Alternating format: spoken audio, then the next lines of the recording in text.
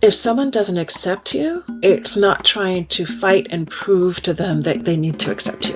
We're in a world that tends to be like, oh, that's corny, or you're soft and you want to be hard. But love to me is hard because it's saying that you're willing to be vulnerable and you're willing to take other people into consideration and bring them into your world. Edisa Weeks is a choreographer, educator, and the visionary director of Delirious Dances. Her work is a mesmerizing blend of theater and dance, creating intimate environments that have been celebrated for their striking visual effects and thought-provoking narratives. Edisa and I first crossed paths when she brought me on as a composer for Action Song's Protest Dances, a groundbreaking collaboration that came to life at the Kupferberg Center for the Performing Arts in November of 2022. Edisa's performances have graced a wide array of venues, from Harlem Stage to the Kennedy Center, from the Guggenheim Museum to living rooms in Berlin, Germany. Edisa's journey as an artist and educator has been nothing short of remarkable. Hello. I am so honored and excited to welcome you to the Rhythm of Rebellion in its new video form. This year, you're going to get to see interviews with incredible Season 3 guests from last year, now in video form for the very first time, alongside brand new, inspiring Season 4 artists.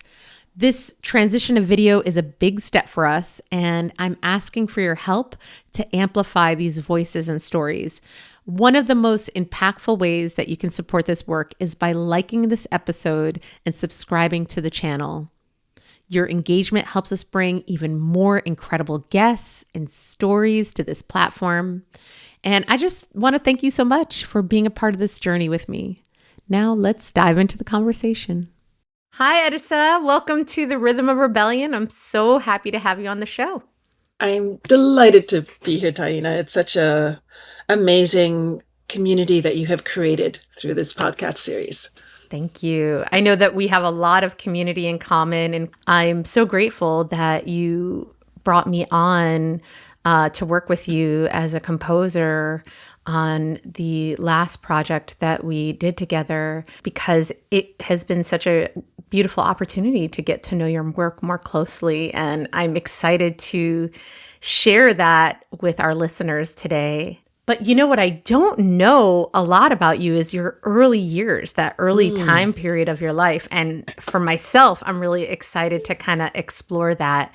So I wanted to know more about that personal journey, how your unique upbringing spanning Uganda, Papua New Guinea, and Brooklyn, how that has influenced your artistic vision and your approach to dance and storytelling. There's so much to cover because each of those countries and different continents are so rich. So my mother is from Uganda, East Africa, and my father is white American, going back to Scotland. And they actually met in Uganda. Dad was doing some research on comparative education. He was working on his dissertation there, and so they came back to the States to finish his dissertation, and Mom came with him, and they got married, and then they had my brother and I. And so when I was 3, we actually moved back to Uganda for Dad to finish his research. My first memories are in Uganda. And because I just went back, my mother passed in 2020. She had gallbladder cancer, and because we were in the pandemic, I wasn't able to take her ashes back. And so this past summer, I finally was able to take her ashes back. And I hadn't been in Uganda since 1996. Wow. And so it was just so moving. But one of the things that I realize I treasure and has greatly influenced me as an artist is the importance of food. Mm-hmm. And I feel in a lot of my work, food is integrated because I find food can be such an amazing way of bringing people together because we all need to eat. Yes. And you don't want people to go hungry. Mm-hmm. And to be a good host, you feed people. Yeah. And it doesn't matter if all I have is one slice of orange. We're going to cut up that orange so everybody can have a piece of it.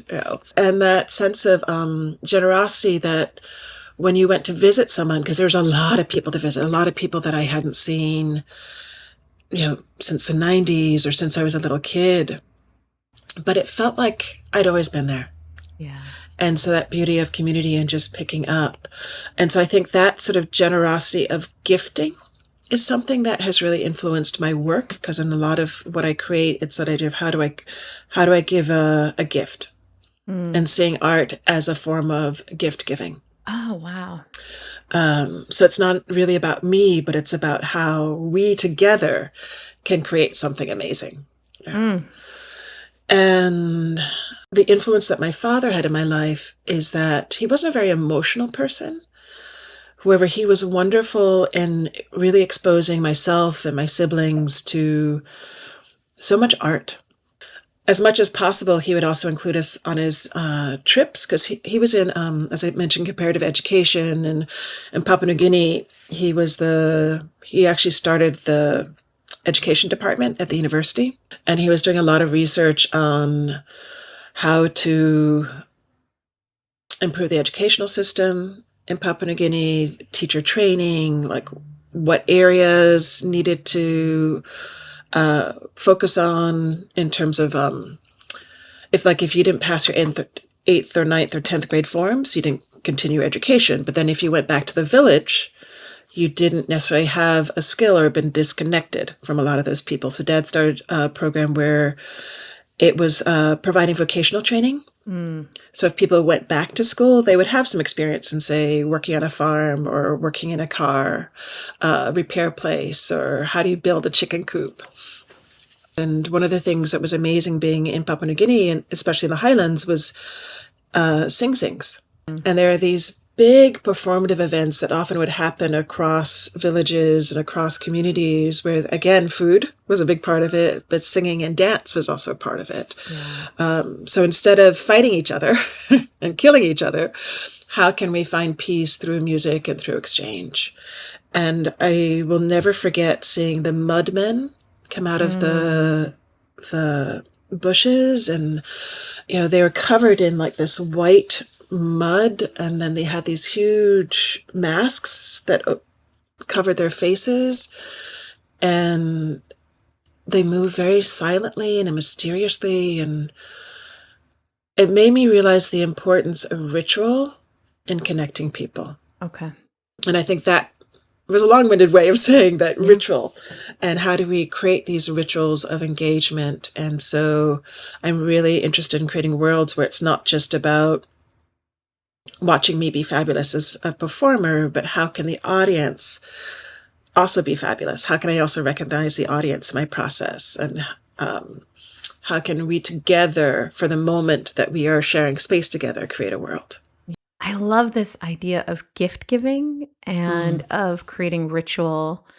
And you brought up food, which surprised me. I actually was surprised to hear that, but excited, because that's something that I also am passionate about and have been exploring how those worlds meet for me. One of the songs that is most popular in my set is Sofrito, which is I always start this set, which is about food, right? This special sauce that we use in Puerto Rican cooking, and an homage to my grandmother. And so it's in there already. And I think that's super interesting.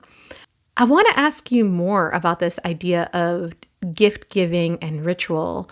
Can you elaborate more on the creative process for that? Some inspirations that come up for you that drive your unique choreographic style? A lot of it is invested in research. One of my teachers and mentors was George Bass, and George Bass had been the personal secretary of Langston Hughes, and he really emphasized the research to performance practice of creating work.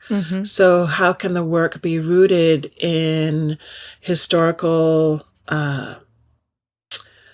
fact, but also cultural traditions, and that we don't exist in a vacuum. So what are the influences that existed within a time period that you're focusing on the work? But then also, how do you, as an artist, bring your own thoughts and ideas to this stew that you're Yeah. creating, going back to a food metaphor. I mean, I love books. I love reading. I love the information. I love documentaries. You can see all the books behind me.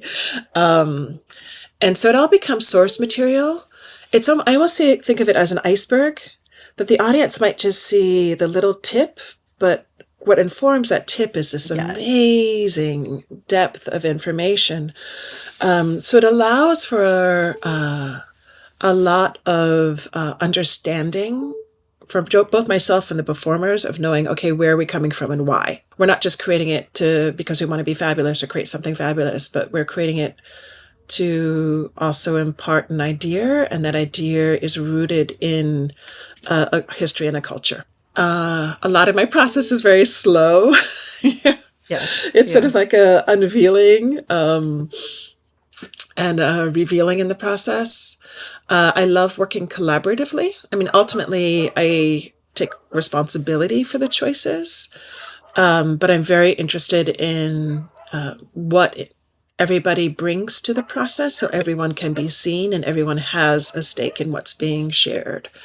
As part of that, improvisation is a big part of both the creative process and also part of the structure of a work. Like, I love having structured improvisations, because then the performers can't just go on automatic. They have to respond in real time as to what is happening. Right. I think also because I'm drawing from so many, like having a mother from Uganda and having a father who's white American going back to Scotland, that there's a lot of melting and mixture happening in me. I'm also the middle child, so I think that was also part of it, of like, how do I mediate between like my younger siblings and my older siblings. So my art is also about mediation. Okay. And the mediation of ideas. Okay. And sometimes those ideas are very painful. And so if we're going to go to a place of pain, by that I mean the trauma of enslavement or the trauma of, I did a piece about postpartum depression. And so how do we go there safely and also find ways to come out? And so that for me is also part of the ritual. Yeah. Yeah. I know that you utilized a lot of these tools in the work that we did together with action songs, protest dances, in relationship to the research that you did around James Foreman. And I was just wondering if you could share a little bit more about that process as it related to our collaboration. When I started teaching at Queen's College, it was in 2010, and that same year, Queen's College acquired the James Foreman archives. His main archives are in the Smithsonian, and whatever the Smithsonian didn't take went to Queen's College, which also included his FBI files, which was really fascinating for me. James Foreman was the first person who I heard be very critical of capitalism. And I remember being shocked. Because as a young person, I grew up playing Monopoly, and it was like, so much of it was like, capitalism is good for us. And he was the first person who was like, no, capitalism is actually pitting us against each other. It's about benefiting the few, but not the many. And I became really interested in how to know more about James Foreman. And then also realizing that a lot of people didn't know who he was and his significance to the civil rights movement, and the voting rights campaigns that were happening in Mississippi and other parts of the South, that he was front and center in a lot of that movement, especially with the Student Nonviolent Coordinating Committee in the 1960s. Part of why I feel he didn't become more well-known is that he really advocated for lateral leadership, that he didn't believe in having a charismatic leader, because once you remove the charismatic leader, you often destroy the movement. So how can we empower everyone to be leaders in their own right? And so he didn't really put himself forward as like, I'm someone you need to follow, because it would have been against what his ethos was. So I was very interested in, how do we uplift the ideals that James Forman advocated for. And knowing that his archives were at Queen's College, it gave me a reason to kind of do a deep dive into them. So part of the process was developing a dossier of information about James Forman, because I realized that it wasn't just me. There were a lot of other people in the cast who were not familiar with his work. So how can we create a shared document? And for me, it was also, again, part of the collaborative process, knowing that I was working with both you and Martha Redbone and Spirit McIntyre, and each one of you, because we were in the midst of the pandemic, and knowing that we couldn't rehearse in person. How can we use Zoom as a way of connecting? And as part of that, each of you were connected with 2 dancers. And so the thought that to write a song that also resonated with what the dancers were thinking about and what they were working on and what they were passionate about. So again, wasn't just imposing my thoughts or my ideas on them, but how can they be integral to the process of creating both the song and the movement? And I'm so grateful that you were open to that process, Taína. Oh, I loved that process, Edisa. I really loved, I too use a lot of research. I love this metaphor that you talked about around the iceberg. And, so many people have no idea the amount of research that goes into creating the songs that I create, or a music video, or, a documentary. Hours and hours and hours of reading and listening. And so I appreciate when artists use that particular method. And I loved receiving that dossier from you and diving into information around James Forman, because I didn't know at all about his life and this story. So for me, it was really interesting and affirming that anti-capitalist perspective, and also understanding his perspective as it relates to reparations and what that meant to him, which was the song that I worked on with you. I mean, it was just so informative. It has inspired not only the work that I did with you, but, as artists, this work then comes with us into our other creative endeavors. Speaking of other creative endeavors, I know that you have a new series of shows that you've been working on called 3 Rites. I wanted to see if you could talk to us about the inspiration behind this work and what you aim to convey through its intricate storytelling and dance elements.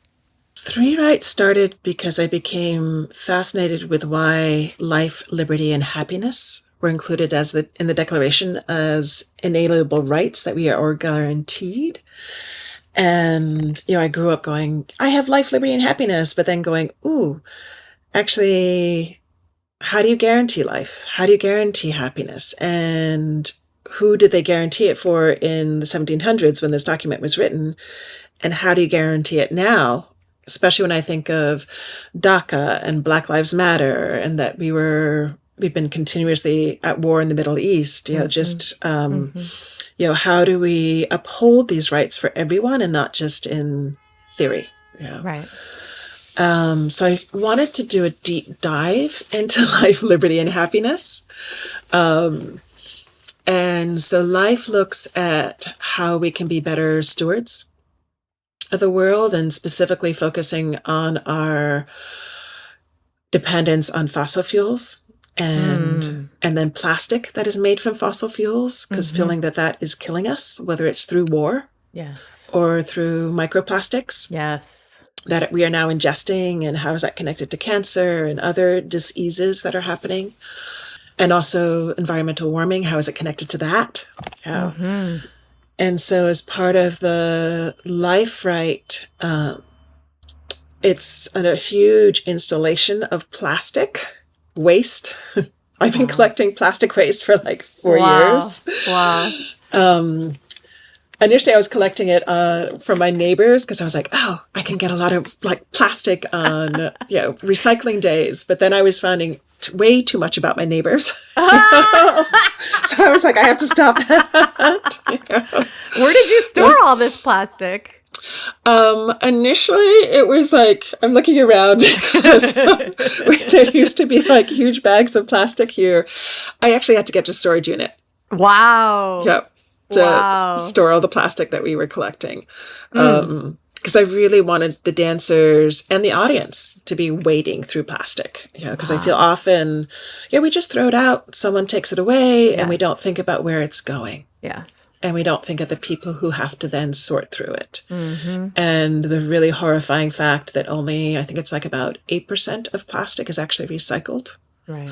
The majority of it ends up in landfills and ends up in other countries. And again, all the health problems that are connected to it. Absolutely. And there are alternatives. We can be making plastic out of mushroom roots or out of seaweed and algae. I mean, there are tons of alternatives, but we need to have the power and the mindset to advocate for that change. Right.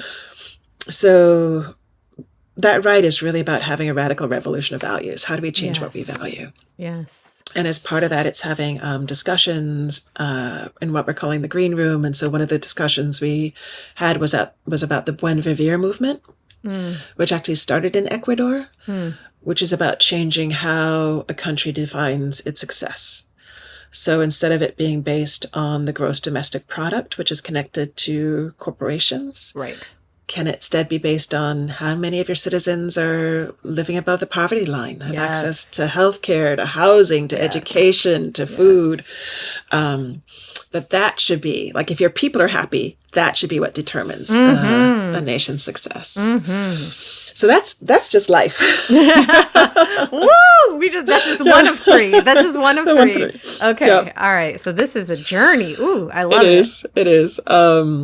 Liberty is looking at the pathologizing of African Americans by psychiatry and the foundations of liberty in America. So as part of that rite, I've been in the process of making 1,865 roots out of paper and twine. And the thought is that the audience walks through these roots on their way to meet the Liberty character. And the roots are anywhere from like 8 to 30 feet long. And for me, you're going into the underbelly of American history by walking through these roots. And as the Liberty character, it's a solo for myself. And in it, I'm alternating. I start in whiteface. And then as part of the piece, I transfer into blackface. And I also tell stories as part of the work. Because one of the things that was fascinating for me is realizing that we're like 99% the same if you look at our gene structure. But we are taught to hate each other. And anything that was taught, anything that was done can be undone. And just really looking at a lot of the histories and the laws in America where they were used as a way to undermine Black people and to keep them in a place of subservience, meaning that there was an actual psychiatric disorder called negritude. And what happened in that disorder is that if you were around Black people, your skin would get darker, you would become more violent and more sexualized. And there's another one, drapetomania. And again, this isn't a psychiatric book that people read and learned from. Drapetomania was like flight from home syndrome. And it's for people who ran away from enslavement. And the cure for it was whipping a person. Wow. And so really looking at where do our biases come from? How do they begin? How do they now inform our policing and our practices? If they were done, they can be undone. So for me, the Liberty Rite is a rite of undoing. And the Happiness Rite is about joy. It's really about tapping into self-care. It was really fascinating for me to realize that initially it was supposed to be life, liberty, and property. And property got turned into happiness. Interesting. And part of it was that back in 1700s, the only people who could vote were people who owned property. And they weren't really interested in everybody voting. It was also that enslaved people were property. And so if you're guaranteeing people to property, were you guaranteeing that they could keep enslaved people in perpetuity.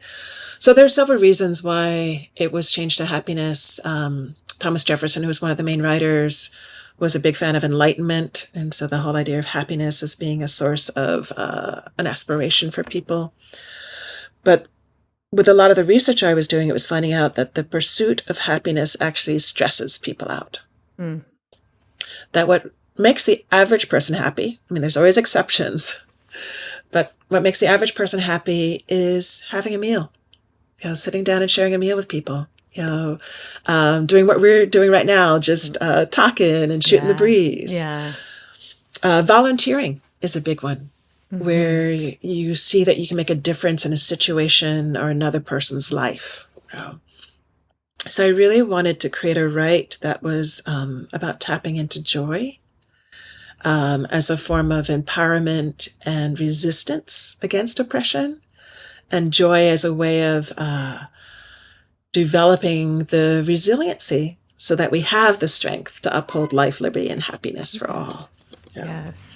You've done several performances already. Are they going to happen again? Is there a way for audiences to still interact with these pieces? Yes. So we were only able to do a version of Life this past September, and so the full version will premiere in 2025.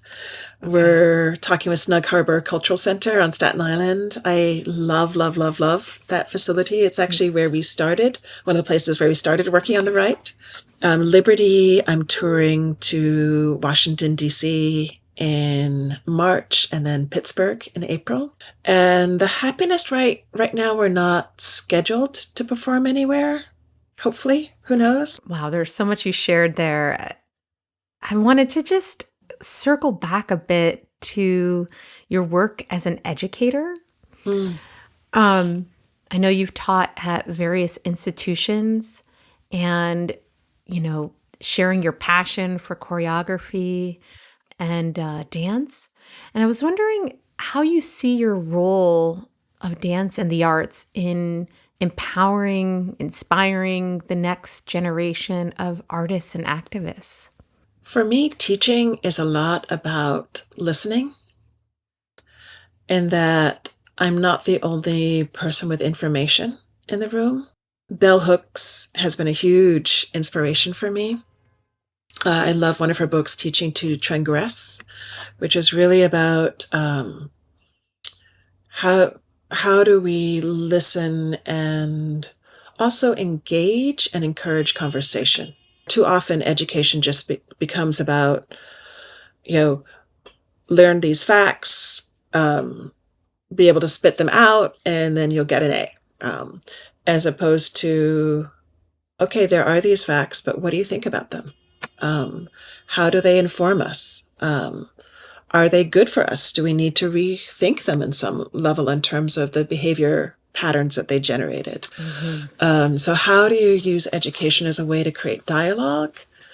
And also, how do I use education and my teaching practice as a way to nurture the individual? Right. And this is hard. It takes time. Yes. It's much easier to just, have the multiple choice, pick A, B, and C. It's much harder to be like, okay, how do you think? Why do you think that way? So for me, teaching is about supporting the individual in their journey. Okay. And what their journey is. And that's why I started with listening. How do I listen to who you are and then try and support that individual right. and what they're trying to achieve?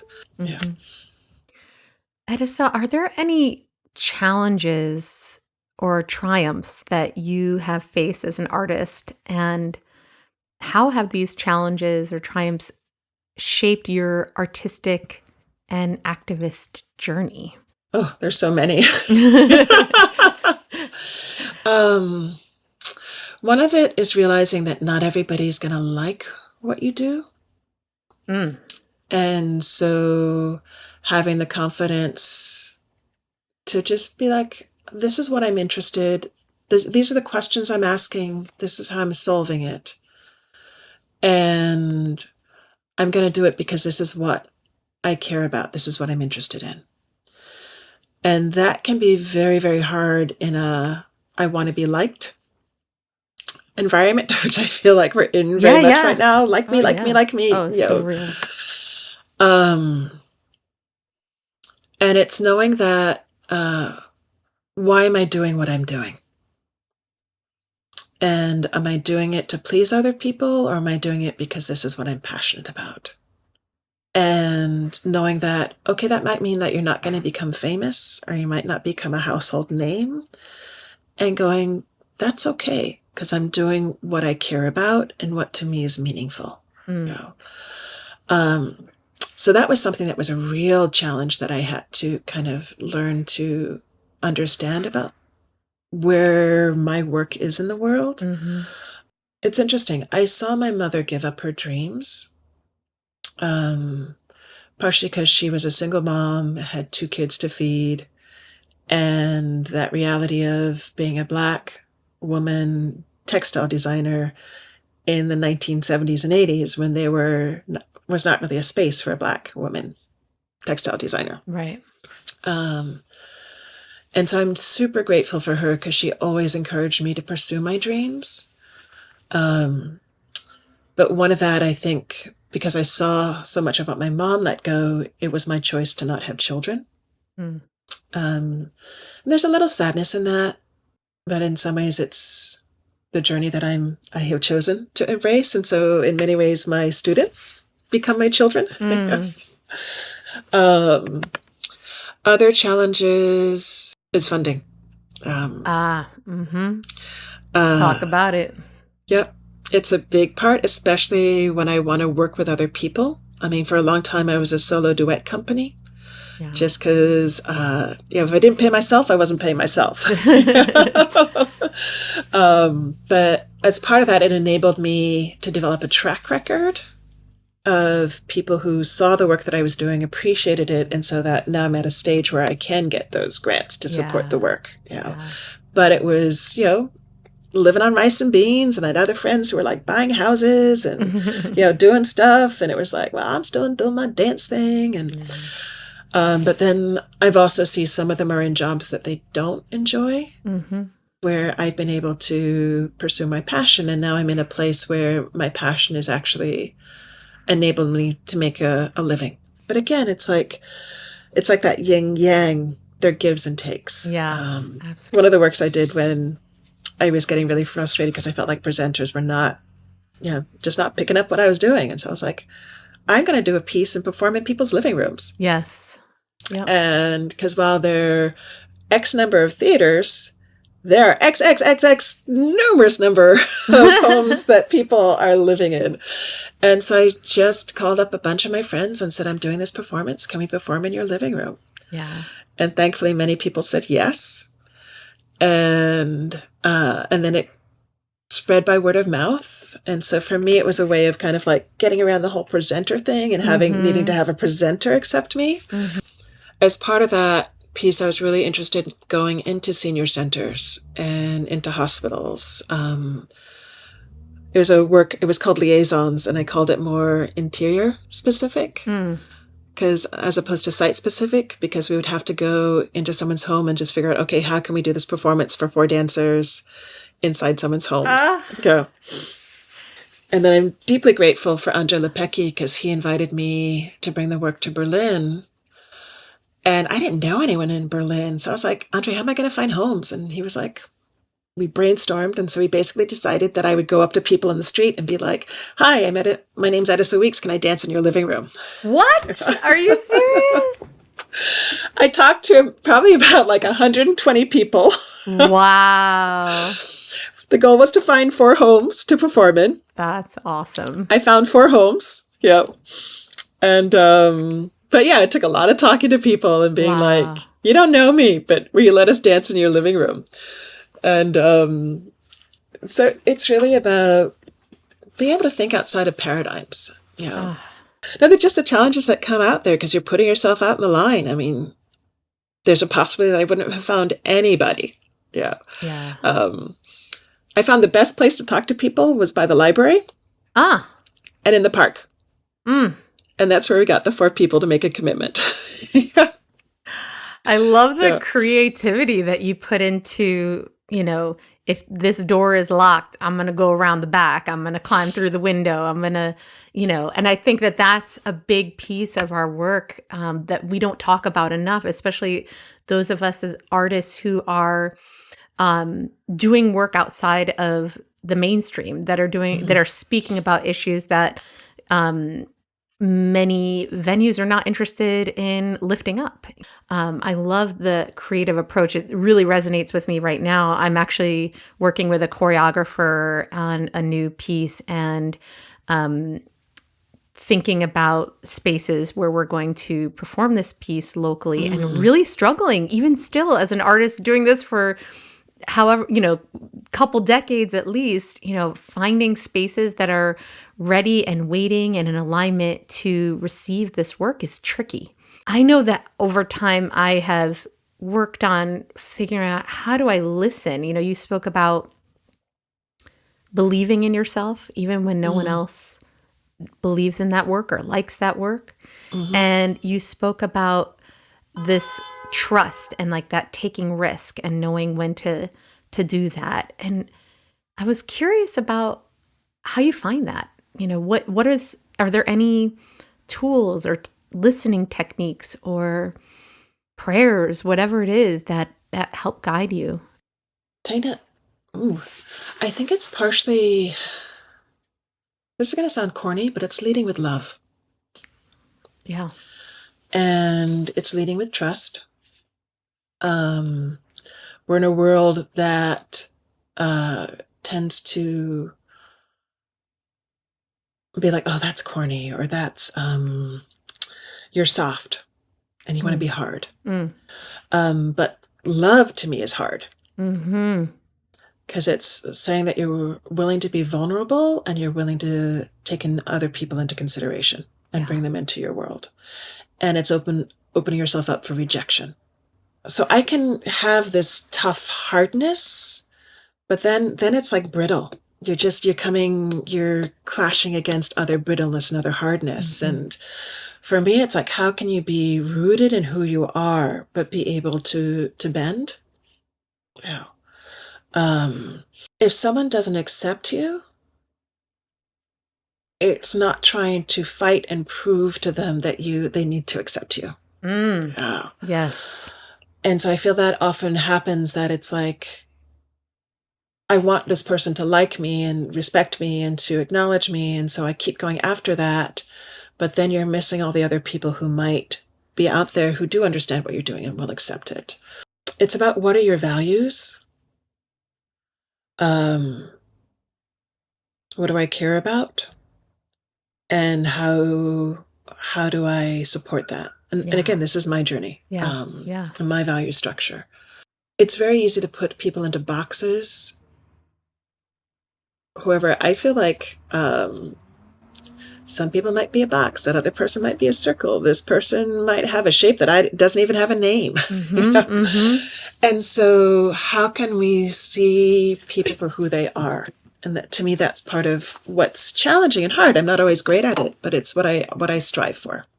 And for me, that's also part of the gift giving. That when I am doing a performance, yes, I'm the one performing it, but how can this performance be a gift? That whoever is in the audience is choosing to be here. There's so many other places that they could have been. So in this moment, how can this performance, this journey that we're going on together, be a shared gift?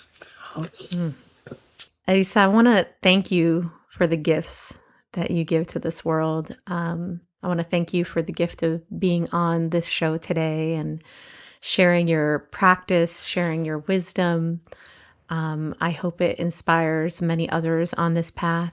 And I'm grateful for our time together today and our collaboration previously. And I look forward to many more opportunities to work with you and to be with you.